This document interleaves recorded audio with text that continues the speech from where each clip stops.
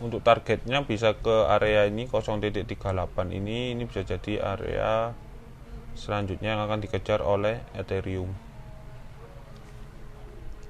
Untuk kita lihat untuk kenaikan harganya kira-kira berapa ya, 10%. Lumayan kalau semisal mau ambil, bisa TP secara singkat di harga tersebut untuk Ethereum. Coba kita perkecil ke time frame 4 jam. Nah, di 4 jam ini dia udah bergerak rata-rata di EMA 23, 35 dan 90 udah di atas ya. Berarti menunjukkan untuk 4 jam ini dia sudah bullish. Kalaupun ada koreksi dia bakal ke sini dulu lalu naik lagi. Kalau ini di break ya otomatis kemungkinan udah nggak bullish lagi untuk fase ini.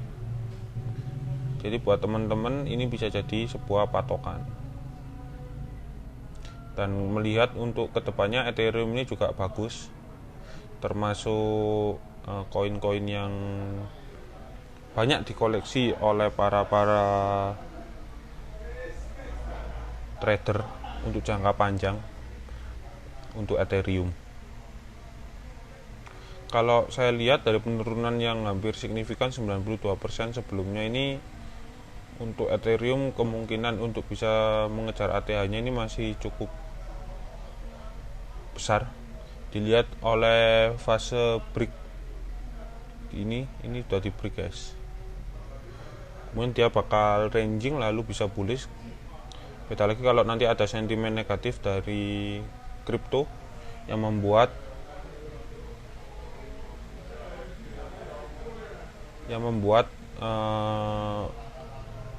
harga dari Ethereum ini kembali turun.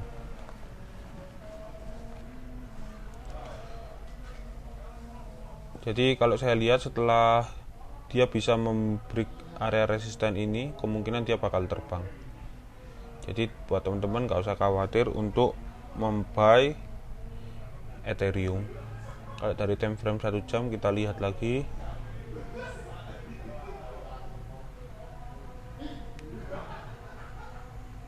Nah, ini time frame 1 jam. Ya, dia masih bullish ya.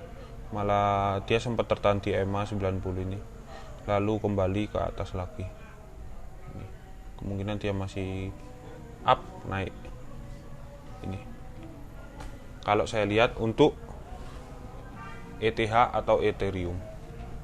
Mungkin itu saja untuk analisa dari koin Ethereum. Mungkin kedepannya kita akan membahas koin-koin yang lain dari cryptocurrency, saham, ataupun forex.